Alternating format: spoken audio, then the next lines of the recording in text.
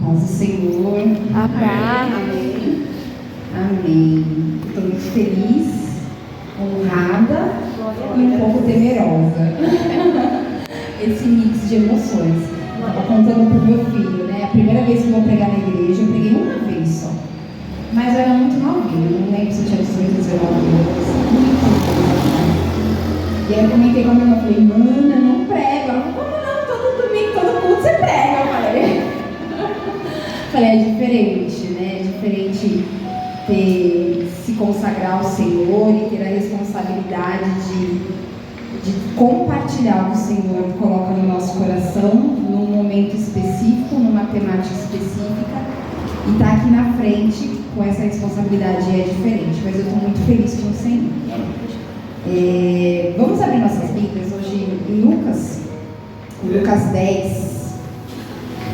Nós vamos falar sobre a parábola do bom samaritano hoje. Vamos fazer a leitura do texto bíblico. E aí depois os irmãos podem sentar e ficar com a Bíblia aberta, que a gente vai ir mergulhando nos versículos ali, dissecando aos pouquinhos os ensinamentos de Jesus para nós. Então, quando todos estiverem abertos, a gente começa. Amém? Amém. Vamos começar? Então vamos lá. Lucas 10, versículo 25. Para esperar? Davi está pedindo para esperar um pouquinho. Eu já deixei marcado, não foi? Então vamos ler.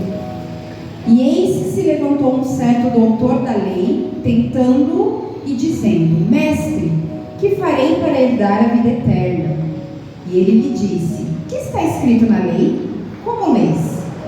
Respondendo ele, disse: Amarás ao Senhor teu Deus de todo o teu coração e de toda a tua alma, e de todas as tuas forças e de todo o teu entendimento, e ao teu próximo como a ti mesmo. E disse-lhe: Respondestes bem, faze isso e viverás. Ele, porém, querendo justificar a si mesmo, disse a Jesus: E quem é o meu próximo? E respondendo, Jesus disse: Desceu um homem de Jerusalém para Jericó e caiu nas mãos dos salteadores, os quais os despojaram e, espancando-o, se retiraram, deixando-o meio morto. E ocasionalmente descia pelo mesmo caminho certo sacerdote, e vendo, passou de largo. E de igual modo, também um levita se chegou àquele lugar, e vendo, passou de largo. Mas um samaritano que ia de viagem chegou ao pé dele, e vendo, moveu-se de íntima compaixão, e aproximando-se, atou-lhe as feridas, deitando-lhes azeite e vinho, e pondo sobre sua cavalgadura, levou-o para uma estalagem, uma hospedaria, e cuidou dele. E partindo ao outro dia, tirou 2 dinheiros e deu-lhes ao hospedeiro, e disse: Cuida dele, e tudo demais que gastares eu te pagarei quando voltar. Qual, pois, destes 3 te parece que foi o próximo daquele que caiu nas mãos dos salteadores? Perguntou Jesus. E ele disse: O que usou de misericórdia para com ele. Disse, pois, Jesus: Vai e faze da mesma maneira. Amém?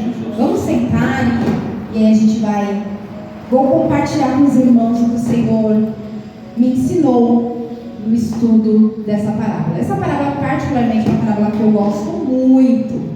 Quem me conhece de pertinho sabe que eu sou uma pessoa que gosta muito do assistencialismo, né? Então eu tenho eu sempre falo, eu tinha vários sonhos, né? Eu queria várias profissões.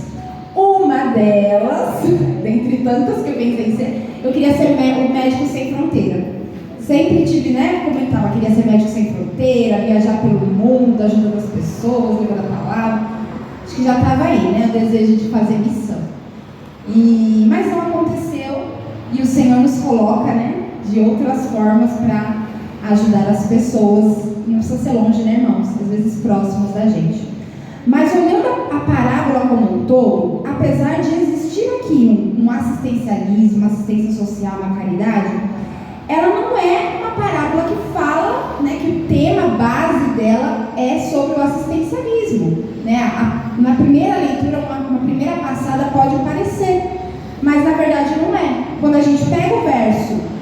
25, ali na parte 2, por exemplo, se nós voltarmos aqui no texto bíblico, o doutor da lei pergunta: Mestre, que farei para herdar a vida eterna? E aí Jesus diz: que está escrito na lei? Como ler? Né? Então ele fala: amarás teu Deus, e no 28, então Jesus diz: respondeste bem, faz e viverás. Então aqui para mim fica muito claro que o fundamento desse texto bíblico é a salvação, é herdar a vida eterna, né? Jesus está trazendo aqui o tema de justificação, né? Justificação em Cristo. O Senhor fala aqui sobre a salvação. Então, aprofundando um pouco mais aqui nas lições que o Senhor trouxe para a gente, vamos no verso 29, e aí então o doutor da lei, né, ele diz: porém, querendo justificar a si mesmo, disse a Jesus. Eu vou parar por aqui. Justificar a si mesmo me intrigou bastante, né, esse termo, justificar a si mesmo. Aí eu fui pesquisar. O que quer dizer essa colocação de justificar a si mesmo, né? E a expressão justificar a si mesmo significa tentar provar que está certo ou tentar se defender diante de uma acusação, de um questionamento ou de um desconforto. E aí o Senhor me ensina aqui já como uma primeira lição: quantas vezes a gente tenta justificar a si mesmo? É verdade. Não é? Assim como esse homem: mas Senhor, eu estou fazendo tudo certo, eu aprendi assim, eu estou no caminho certo, eu te sirvo há tanto tempo. E a gente tenta se justificar. Parece que está intrínseco, né, na gente, no ser humano, se auto-justificar. E começa cedo, né, irmãos? A criança, desde cedo, já começa a dar justificação. Ela vai lá, pronta, pega o batom da mãe, risca a parede. Não, mãe, não fui eu, foi meu irmão, né? Já aprende cedo a justificar. Eu tenho uma história do Miguel, meu mais velho, quando ele era pequeno. Ele tinha, não sei, uns 2 aninhos, 1 ano e meio, 2 aninhos. Minha mãe costurava e cuidava dele pra mim. E aí ele, na casa da minha mãe, pegou o óculos dela e quebrou o óculos da minha mãe em 2. E aí, né, falou: Miguel, você fez? Não, ponto, vovó, ponto, agora tem 2. Com menos de 2 anos, não, vovó, agora tem 2, não é que ele quebrou. Ele estava dando 2 óculos para a avó dele, né? Então, desde cedo, quando a gente é adolescente, a gente está ali na escola, né? Aí a gente tira nota ruim. Quantas vezes eu já ouvi? Tirei nota ruim em tal matéria. Mas como assim você tirou nota ruim? Não, mas aquela matéria a professora não explicou. Ela não explicou aquela matéria. E outra, a prova estava totalmente errada. Estava como escrita umas perguntas que ninguém entendia nada. A gente não é assim? A gente justifica no outro. E no trabalho, né? Quando o chefe fala: e você vai fazer tal coisa? Ninguém me mandou. Ninguém pediu para mim fazer, né? A gente tem hábito de fazer isso, né? Às vezes a gente tem um funcionário, né? E o funcionário tá lá e você fala: mas você não tá vendo, mas você não pediu para mim fazer, né? Nós justifica, a gente vai, né? Subindo. Aí no casamento, né? Também no casamento tem isso. A gente sobe o tom, ou com os filhos, sobe o tom da voz, grita, perde o controle. Tá vendo? Você me provocou. Não fui eu que não tive o domínio próprio, é você que me provocou. Por isso que eu levantei minha voz. Nossa, eu falando comigo ali, meu filho tá até dando risada, né? E na igreja também é da mesma forma. Não, eu não tenho nada, não tenho um ministério, não tenho um departamento sobre minha responsabilidade, porque o Senhor não falou comigo, o Senhor não me deu um chamado. E a gente esquece que o maior chamado o Senhor já deu aqui na Bíblia, né? Salvar as vidas, né? Então assim, a gente, cada vez que a gente vai amadurecendo, parece que a gente vai ficando mais perito em justificar a si mesmo, né? E aí aqui no texto bíblico é isso, o doutor da lei está tentando fazer a mesma coisa. Ele está querendo se justificar, né? Mas Senhor, como assim? Eu já faço isso, eu sou doutor, eu sou conhecido, eu conheço a Torá, né? Inclusive ele cita aqui, né? Está lá em Deuteronômio, só vou lembrar a citação agora, mas ali os ensinamentos de Moisés, né? Então ele traz à tona que amar ao próximo, a ti mesmo, o Senhor sobre todas as coisas. Então ele tem conhecimento. Senhor, imagina, eu estou fazendo a tua vontade, Senhor. Aqui não é um detalhe, é porque não me explicaram quem é esse próximo.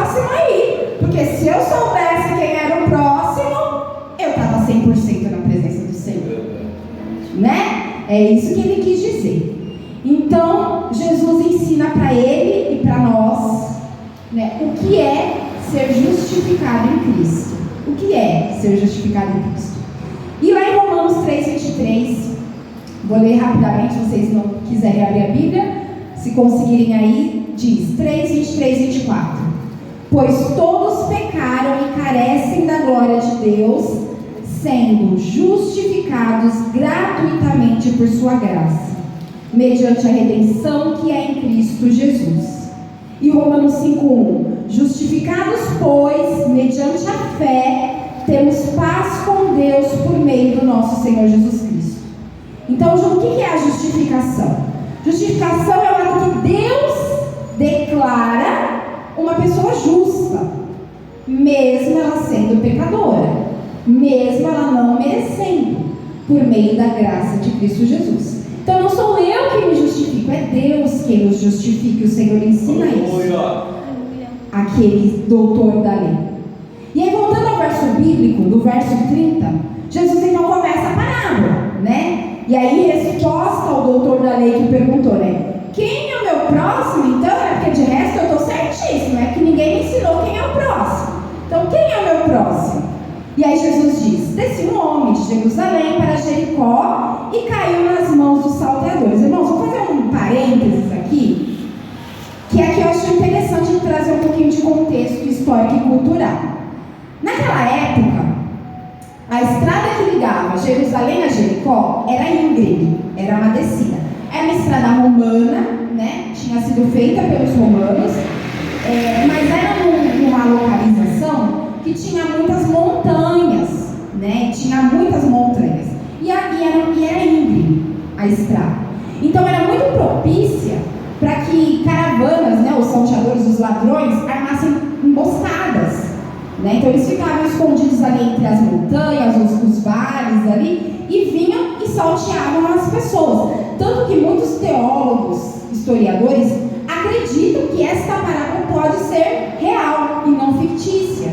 Porque realmente aquela estrada que Jesus comenta, né, a ida de Jerusalém para Jericó, era conhecida por ser realmente uma estrada muito perigosa. E aí, olhando aqui esse contexto, né, nesse parênteses que eu abri aqui, o que me parece quando um homem tomou a decisão de ir por uma estrada perigosa, conhecida amplamente por ser perigosa e por ter salteadores, ele ia sozinho, sabendo da estrada que é perigosa. Aqui é um indício de imprudência, concorda? É o mesmo que a gente saber, na Carmozina está tendo assalto de noite, aí a gente vai, tinha toda hora do dia para fazer, a gente deixa para fazer de noite, para passar na rua que teve assalto, andar sozinho, ainda vai mexendo no celular. Parece que está pedindo, né? Aí depois fala, mas o Senhor não me livrou, não me protegeu. Tem coisa que o Senhor faz por nós, e tem coisa que é nós mesmos, né, irmãos? Que a gente precisa ser um pouquinho mais prudente, né? Então aqui abre um parênteses para essa realidade, que nós precisamos estar mais atentos também no nosso dia a dia, sermos cristãos mais prudentes nas nossas atitudes, nas nossas escolhas, né? E trazendo também aqui para a nossa realidade, o Senhor cuida, o Senhor protege, mas se a gente pegar o texto bíblico, o que aconteceu com aquele homem que ia? Ele foi sozinho. Ele não chamou Jesus para caminhar com ele não chamou o Espírito Santo para ir com ele naquela estrada. Quantas vezes nós tomamos, também olhando para a nossa vida espiritual, decisões confiando na nossa autossuficiência? E eu falo para mim mesma, quantas decisões eu não tomei achando que eu era capaz, né? Não convidando o Senhor, não pedindo direção do Senhor, não perguntando para o Senhor, simplesmente acreditando que a minha decisão era sábia, que a minha decisão era correta. Eu estava sendo o quê? Imprudente. E quantas vezes somos imprudentes por não convidar Jesus e não esperar a companhia de Jesus nas nossas decisões.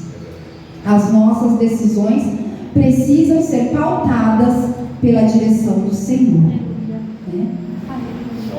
E às vezes a gente toma decisões mesmo pela força do nosso braço, e o Senhor permite, Ele até nos livra, mas às vezes a gente tem as consequências daquelas decisões. O homem caído na estrada teve a consequência. Ele ficou ali o quê? Foi roubado, foi espancado, ele quase morreu, né? Despojaram ele, espancaram ele, tiraram as roupas dele e deixaram ele quase morto.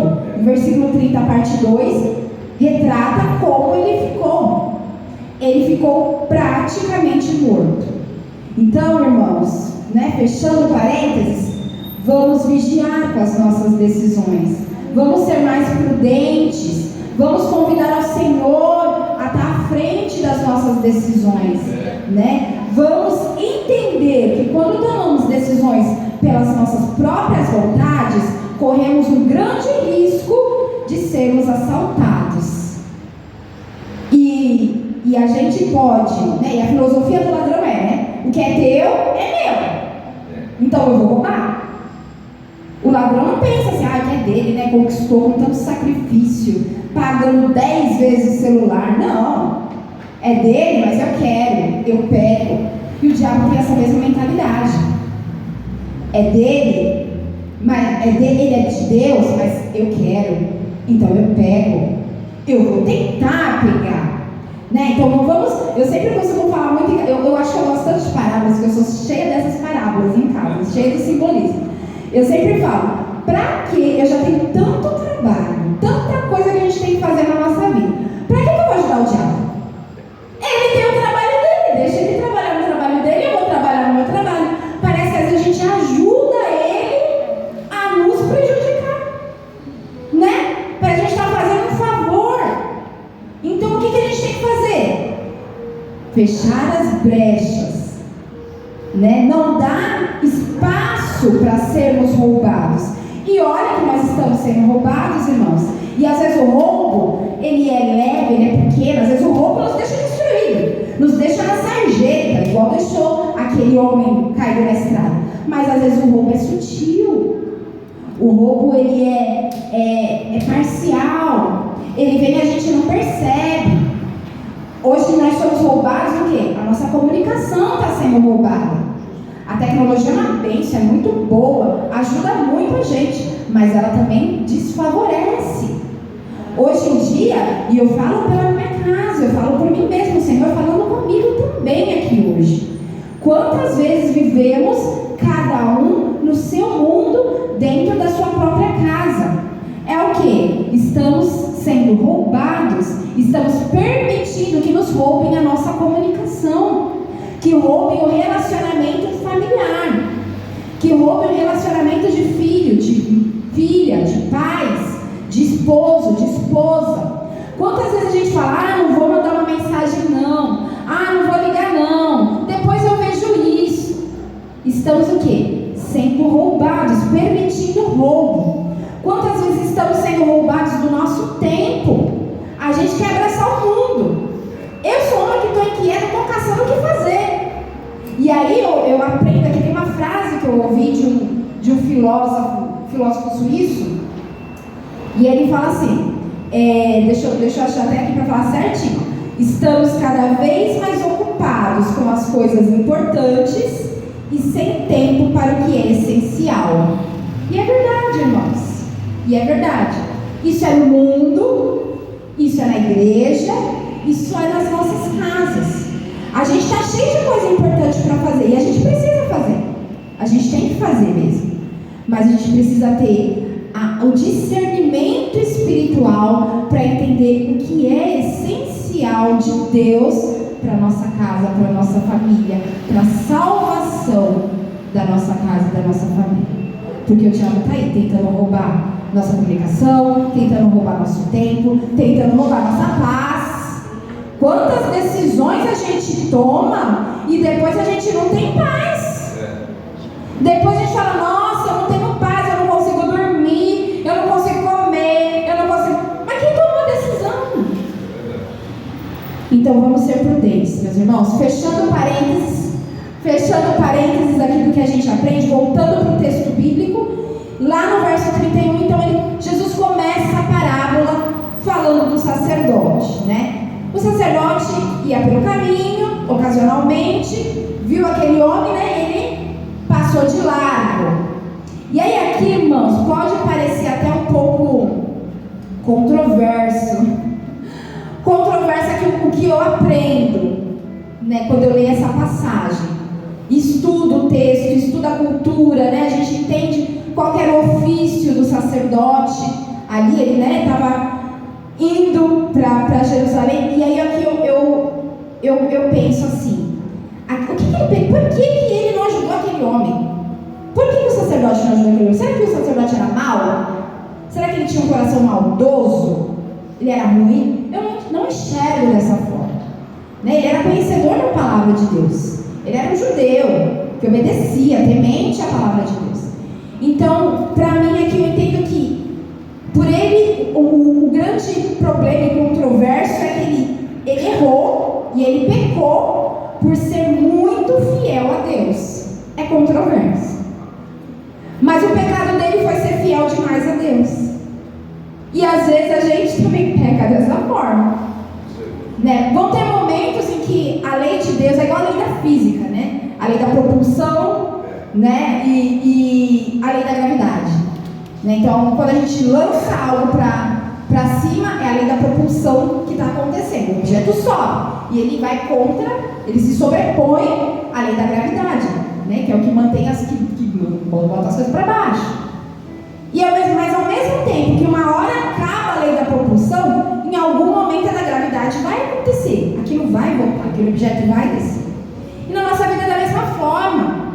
A gente precisa entender quando que nós precisamos seguir numa direção e quando é por outra. Quando que a palavra de Deus, ela precisa ser entendida e discernida em tempos corretos para cada situação. Tem um teólogo católico suíço que falou assim: o extremismo é o lado da verdade que ficou louca.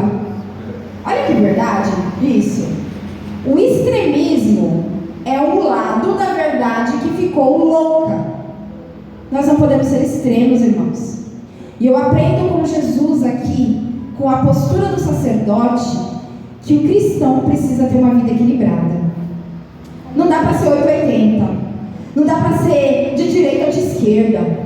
Não dá para ser religiosismo e também não dá para deixar, não vou falar, porque se a gente falar a verdade, não sai da igreja. Então vamos passar panos quentes aqui, vamos disfarçar. Também não dá. A gente precisa, no momento certo, ter autoridade, coragem, autoridade do Espírito Santo para falar o que é preciso, para exortar e corrigir quando é necessário, seja na igreja, seja em casa. Domingos nós tivemos essa palavra também aqui, falando sobre os nossos filhos, como que nós precisamos nos posicionar com os nossos filhos, como nós precisamos nos posicionar na nossa família, com a nossa esposa, com o nosso esposo, com os nossos parentes. Nós precisamos adotar uma postura de autoridade espiritual, irmãos, e deixar de ser extremo, de deixar de ir conforme todo mundo vai. Não é assim, não é assado. Tem um caminho que é o caminho que o Senhor direciona, e ele é sempre equilibrado. O que o Senhor direciona não pende para a direita, não pende para a esquerda. Ele é verdade viva. O Senhor nos quer como cristãos equilibrados. Aleluia. E aí no verso 32, de igual modo também o levita ia chegando àquele lugar, e vendo, passou de largo. E aqui aprendeu outra coisa, né? E aí quando a gente pega, eu fui olhar o mapa, e a gente vê que é uma estrada comprida, viu? Não tem curvas. A estrada que vai de Jerusalém para Jericó, essa que eu falei que era íngreme, ela é compridona, ela é longa, ela é bem reta. Então aqui eu entendo, uma hipótese, quero entender a interpretação, que provavelmente, pensando nos ofícios do templo, que o sacerdote e o levita também ia, porque ele também tinha um ofício do templo, provavelmente aquele levita viu de longe a atitude do sacerdote.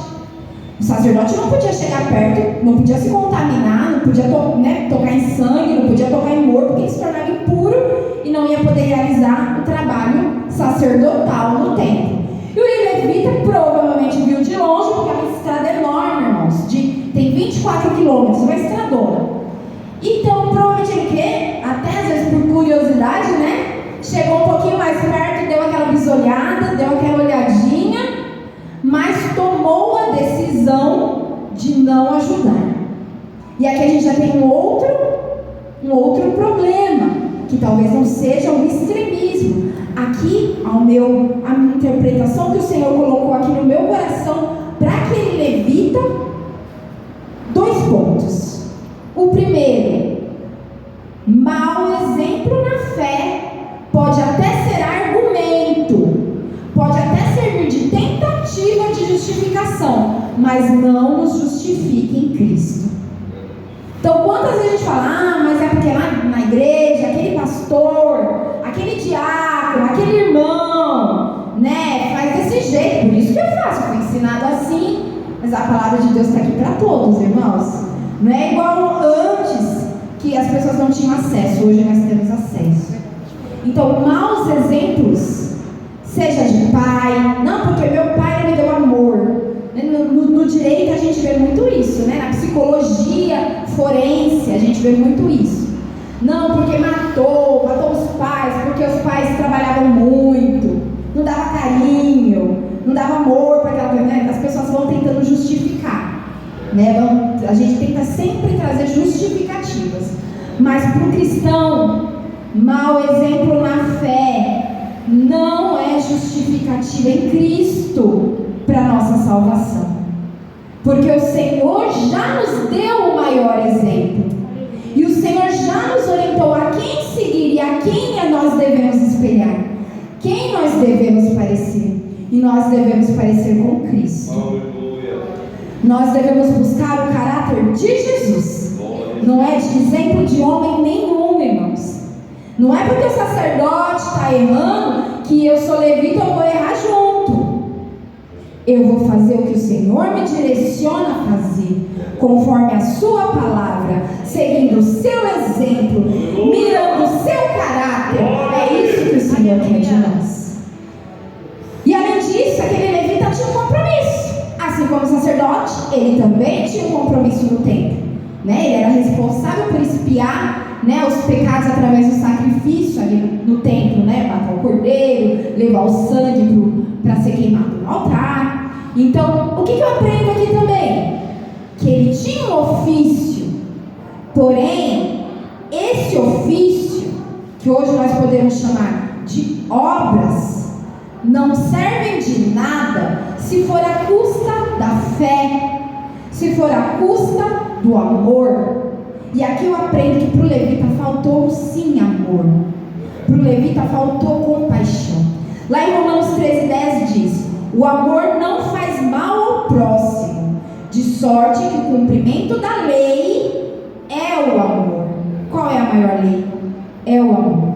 Em Colossenses 3:12 diz: revesti-vos, pois, como eleitos de Deus, santos e amados, de entranhas de misericórdia, de benignidade, humildade, mansidão e longanimidade. Entranhas de misericórdia. A mulher, quando tem cólica, entranhas, que quando a gente vai, o que é entranhas? Vísceras, intestinos, são os órgãos internos, isso é entranhas. Quando a gente tem uma cólica estomacal, eu já passei por uma cólica estomacal, inclusive tive que fazer uma cirurgia. Mas quando a mulher tem aquela cólica, o que a gente faz quando a gente sente dor? O que a gente faz quando a gente sente dor? Primeira coisa, a gente se encolhe, não é? A gente move o corpo. Quem consegue sentir cólica e ficar de boas, parado? Quem consegue sentir dor e ficar parado? Dá, irmãos? Não dá. A gente contorce o corpo. Então o que eu aprendo aqui? Que a compaixão, se ela tem que ser como entranhas de misericórdia, é porque tem que doer tanto que me leva a mover. Dói tanto que me leva a mover. Eu sinto dó, que pena, que pena daquela pessoa, e segue a vida. E segue a vida, isso não é compaixão. E o Senhor aqui nos ensina então que compaixão só é verdadeira e só faz parte da fé, né? Quando a gente é movido à ação. Nós somos justificados, nós não somos justificados apenas por sentir compaixão, mas sim quando a compaixão nos move à ação e nos move a obras. Então a gente vê aqui um equilíbrio de novo. Olha Jesus ensinando de novo equilíbrio. Porque naquele tempo, quando a gente para pegar o contexto histórico, faltava muito equilíbrio. Era muito extremismo. Mas hoje nós também somos extremistas, irmãos. Hoje a gente vive um mundo que é super polarizado.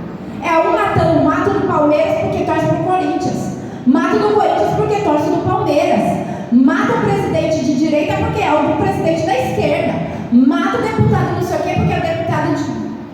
Nós somos extremistas. E o extremismo consome a humanidade, consome o amor. E Jesus aqui nos ensina: fé e obras precisam andar em equilíbrio. Em Tiago 2:17-18 diz assim: assim também a fé, se não tiver obras, é morta em si mesmo. Mostra-me a tua fé sem as tuas obras, e eu, com as minhas obras, te mostrarei a minha fé. Então, o que eu percebo aqui? Que a fé, né, testifica. As obras testificam a fé. E a fé testifica as obras. Voltando aqui em Lucas 10, para finalizarmos, aqui chega o herói da história, né? Chegou o herói, que é o samaritano. E aí, do verso 33 ao 36, não vou ler novamente, mas aqui vai narrar, né? O samaritano, resumindo aqui, o samaritano chega, ele se compadece, ele sente compaixão e vai à ação de socorrer aquele homem. E aí ele passa o óleo, ele passa o vinho, ele pega o homem, ele faz os primeiros socorros ali naquele homem.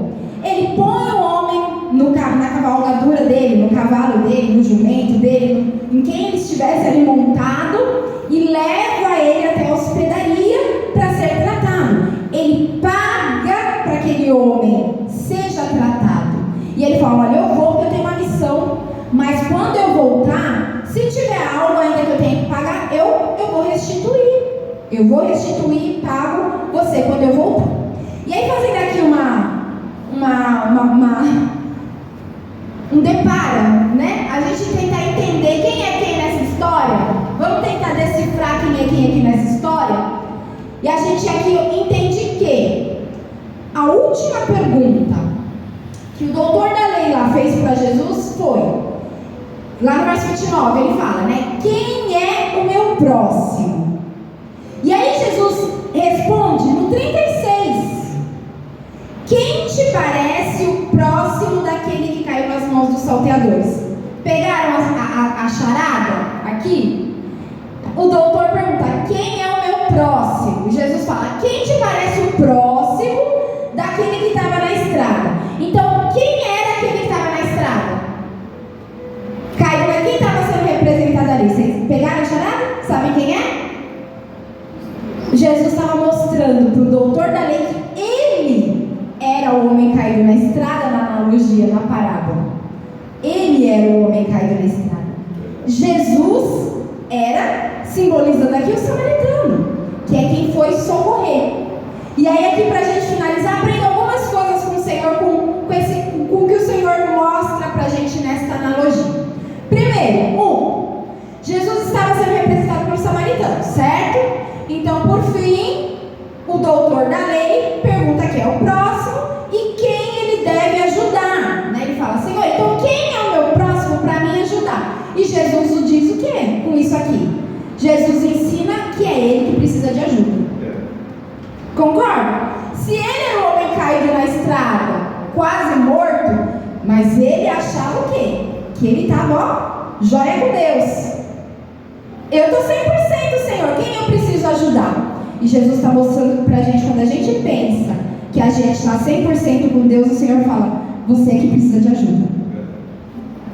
Quando a gente acha que a gente está na fé, o Senhor vem e fala: é você que precisa de ajuda.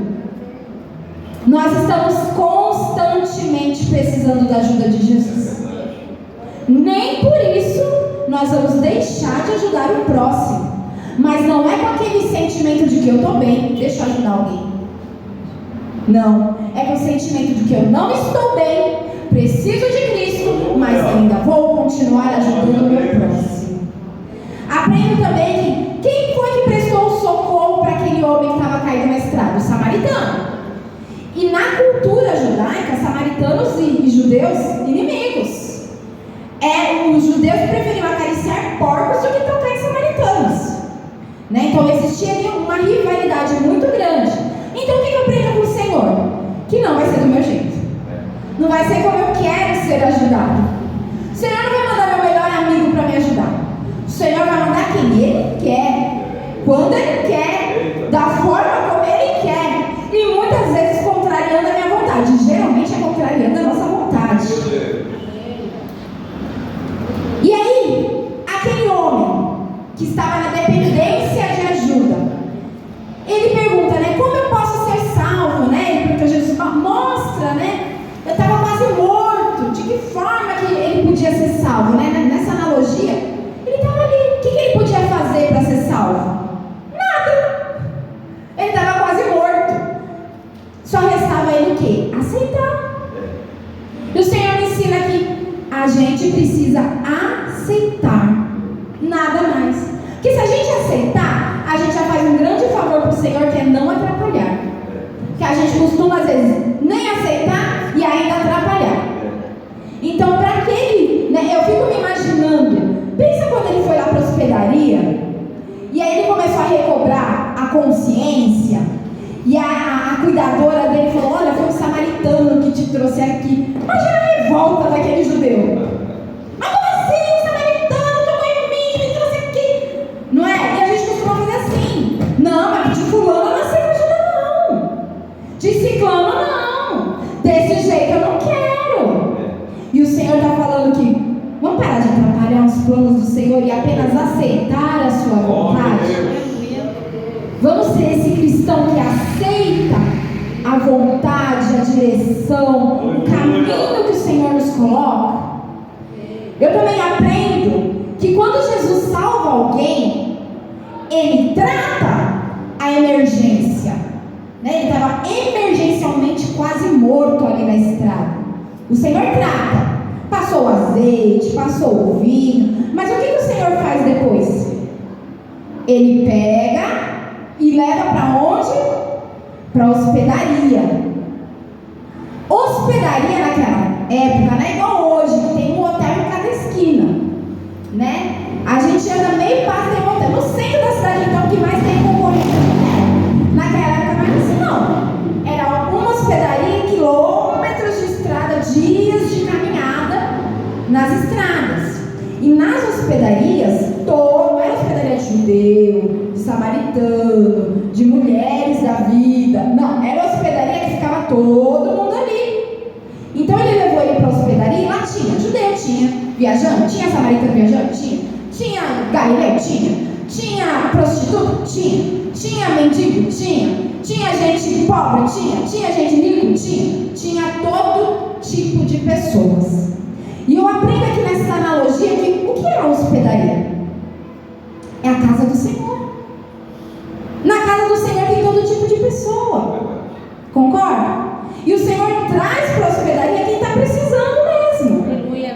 Quem está cansado de andar dias no mundo, nas estradas perigosas, que já foi salteado, que foi machucado, que foi ferido, que estava quase morto e que conseguiu chegar na hospedaria.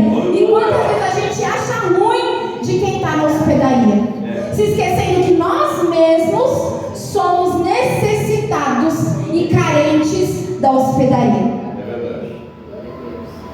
O Senhor tratou aquele homem, né, representado pelo samaritano, e não levou para casa dele. O samaritano não levou ele para casa dele. Então Jesus não pega a gente e leva direto para o céu no arrebatamento. O Senhor precisa tratar com nós, e o Senhor trata comigo. Quantos anos eu tive este pensamento de que eu sou crente de Deus, de Jesus. Não importa a placa de igreja, não importa se eu vou para a igreja, o importante é que eu sirva a Deus no coração do Senhor. Não, meus irmãos. Nós precisamos sim estar na hospedaria. Aleluia. Nós precisamos sim estar na casa, porque é na hospedaria que o Senhor trata o nosso caráter. Não é eu comigo mesmo, com as minhas opiniões, com os meus desejos, com as minhas vontades, na minha casa assistindo culto online, que o Senhor vai me tratar. O Senhor me trata quando Ele me leva na hospedaria e me mostra as falhas do meu caráter e o quanto Ele me ama e o quanto Ele está disposto a mudar e transformar a minha vida. Esse é o nosso Deus. E para concluir, por fim, então eu aprendo que ser justificado com Cristo, ser justificado em Cristo e não em mim mesmo,